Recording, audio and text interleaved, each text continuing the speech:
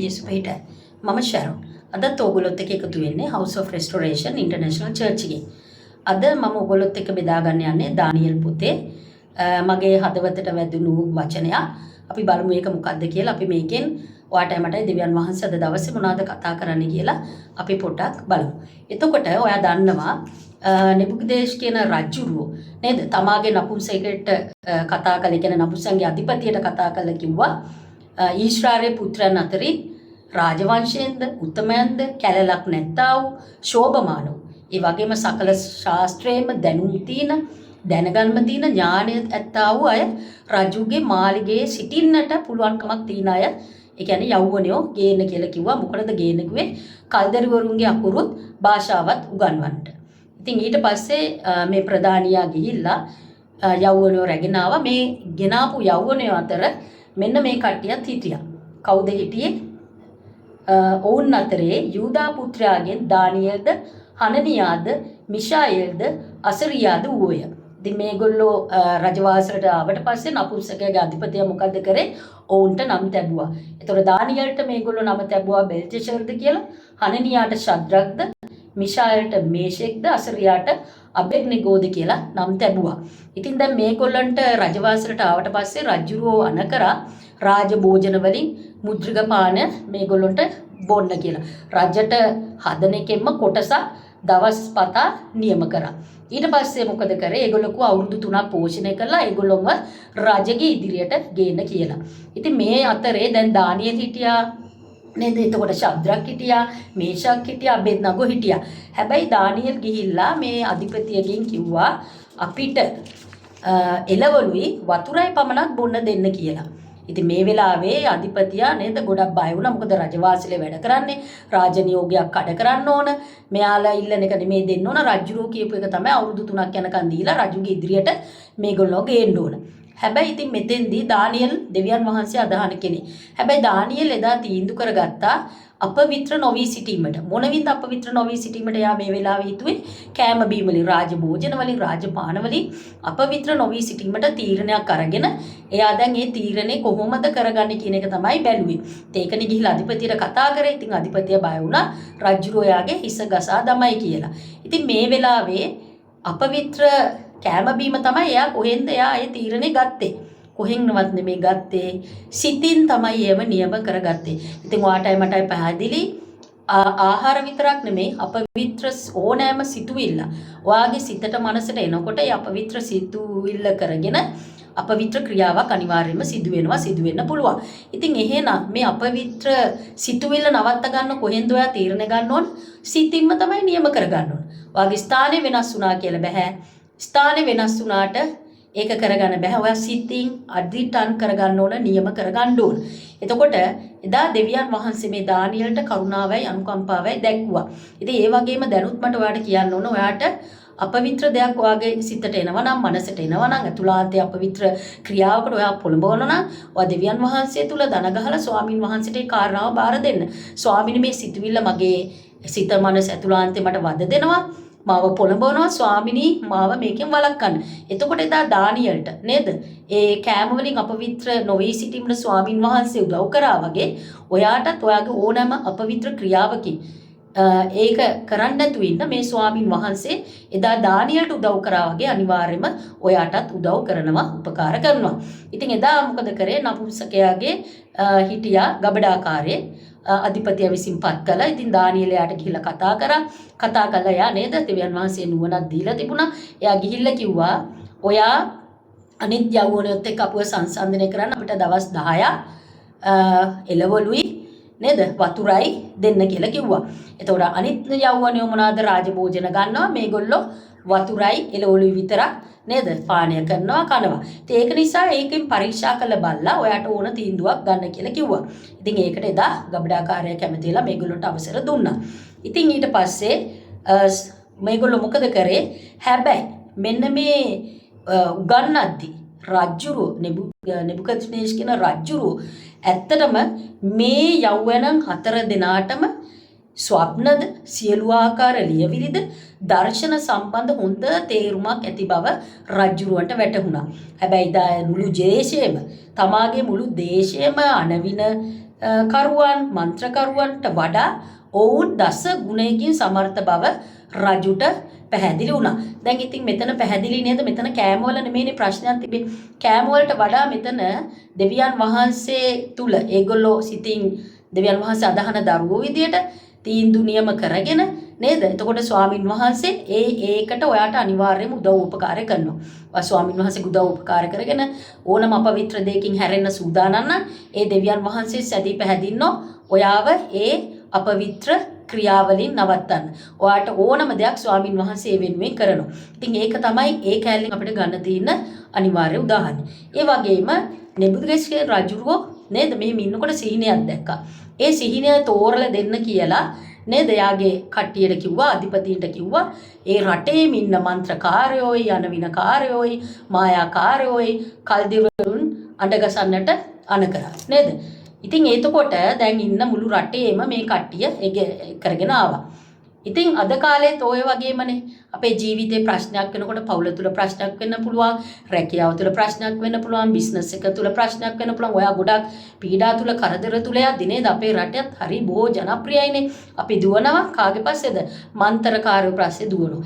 කේන්දර බලන අය පස්සේ දුවනවා. එක්ක නැත්තම් දේවාල පස්සේ දුවනවා. මායාවරු මායකම් කරන තැන් වලට දුවනවා. පේන බලන බොහෝ අන්ධකාරයේ ක්‍රියාවල් කරන තැන් වලට ගිහිල්ලා අන්ධකාරයේ පිහිට උදව් උපකාරය තමයි බලන්නේ. ඉතින් එතකොට හැබැයි එදා ඒ රජුරෝ මොකද කරේ? දැන් මේ කට්ටිය ඔක්කොටම ආවට පස්සේ නේද? රජයේ ඉදිරියට යාලා ගෙන්නනට පස්සේ දැන් මේ ස්වප්නය දැක්නට පස්සේ රජුරෝ කැළඹුණා. ඉතින් මේ රජුරන්ට ඕන මේ සිහිනය මොකද්ද? මේ සිහිනේ තේරුම මොකද්ද කියලා දැනගන්න. ඉතින් කල්දරුරු නේද?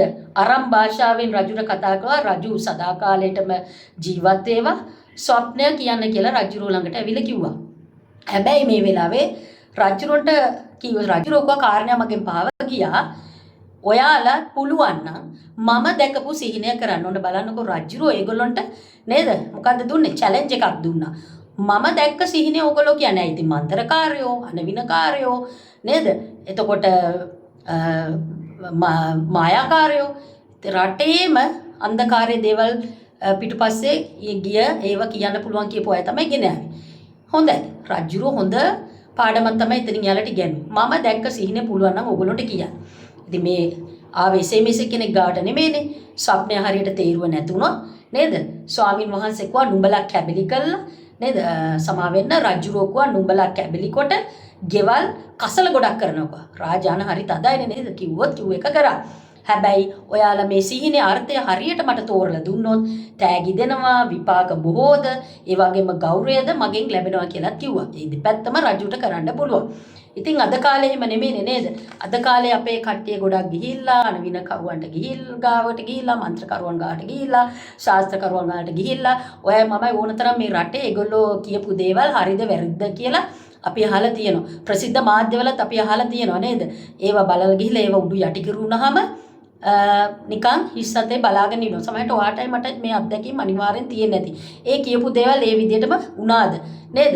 එහෙම නැහැ. ඉතින් ඒක නිසා මේක අපිට හොඳ මේ වර්තමානයේත් මේ කතාව තුළින් අපේ ජීවිතයට අදාළ කරගන්න පුළුවන්. ඊට පස්සේ මොකද කල්දිරු රජු ඉදිරියේ ආයෙත් කිව්වා කිසිම රජෙක්වත් අධිපතියෙක්වත් ආණ්ඩුකාරයෙක්වත් මන්ත්‍රණකාරයෙක්වත් කල්දියෙකුගෙන්වත් මේ වගේ නම් ਵਿਚාර නැහැ කියලා මේ ප්‍රශ්න නම් ඉතාමත් අමාරුයි කිව්වා නේද? ඔව් ඉතින් තමුන් දැකපු සිහිනේ කාටද කියන්න පුළුවන් නේද? මම දැක්ක සිහිනේ මම දන්නේ. තව කෙනෙක්ට කියන්න බෑ. කියන්න පුළුවන් නම් ඒක එයාට ලොකු නේද? ලොකුම ඥානයක්, දැනුමක්, ප්‍රඥාවක් තියෙන්න ඕන.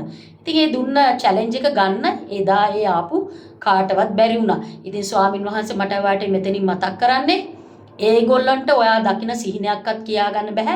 ඒ සිහිනයක අර්ථයක්වත් ඔයාට හරියට කියලා දෙන්න බෑ කියලා තමයි කියන්නේ. ඉතින් ඇයි අපි මෝඩ වෙලා අපේ ජීවිතේ තීන්දුව తీරන ගනිද්දි මේ මායා කරුවන් පිටිපස්ස, මන්ත්‍ර කරුවන් පිටිපස්ස, සාත්‍ර කියන්නම් පිටිපස්ස, පේන කියන්නම් පිටිපස්ස ඇයි ඔය මම යන්නේ?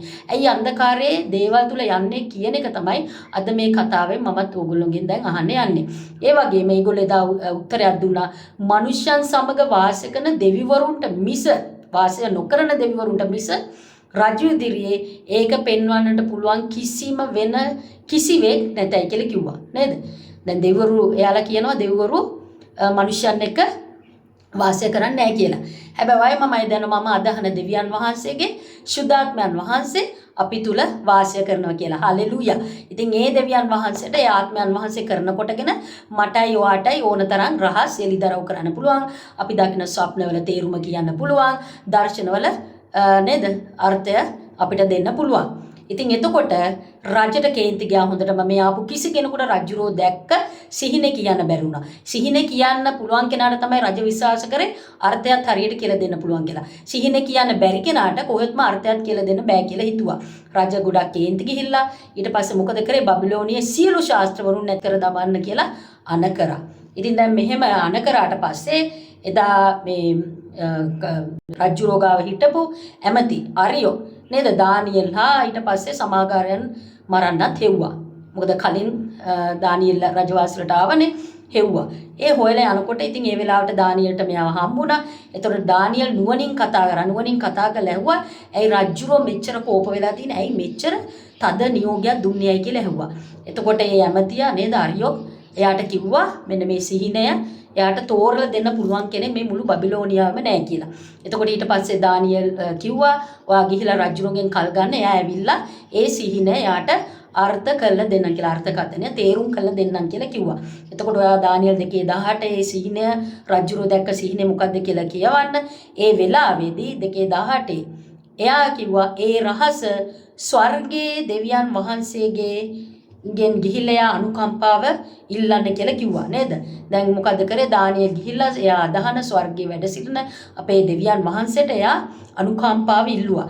මෙන්න මේ රහස මේ රජුරෝ දැක්ක හීනය එලිදරව් කරන්න කියලා. ඉතින් එදා රාත්‍රියේදී දෙවියන් වහන්සේ විසින් මේ දානියෙල්ට මේක දර්ශනයකින් එලිදරව් කරා. හලෙලූයා නේද? එතකොට දානියෙල්ට ඒක එලිදරව් කරාම දානියෙල් මොකද කරේ? ස්වාමින් වහන්සේට ප්‍රශංසා කරා. මට මෙතෙන්දී තවත් දෙයක් ඔයාලට කියනවා. අද අපි දෙවියන් වහන්සේ අදහන දරුවෝ විදියට අපේ නායකයන්ට නේද? දෙවියන් වහන්සේට මෙහි කරන සේවකයන්ට, පාස්ටර්ස්ට, අපෝස්ටල්ස්ට, ඒ වගේම දිවැසිවරුන්ට මේ හැමෝටම ස්වාමින් වහන්සේ රහස් එලිදරව් කරනවා, සිහින පෙන්නනවා, දර්ශන දක්වනවා. හැබැයි හැමෝම දරුවන්ට පවා. එතකොට දානියෙල් එදා ගොඩක් යටහත් පහත් වෙලා ඒ එලිදරව්ව දුන්නාම කාටද ප්‍රශංසා කරේ? දෙවියන් වහන්සේට. හැබැයි අද දෙවියන් වහන්සේ අදහන ඉන්නවා ස්වාමින් වහන්සේ එලිදරව් කරන දේවල් එයාලගේ මුඛයෙන් ප්‍රකාශ කරනවා. හැබැයි ඒකට ලකුණු දාගන්නේ කවුද? තමු.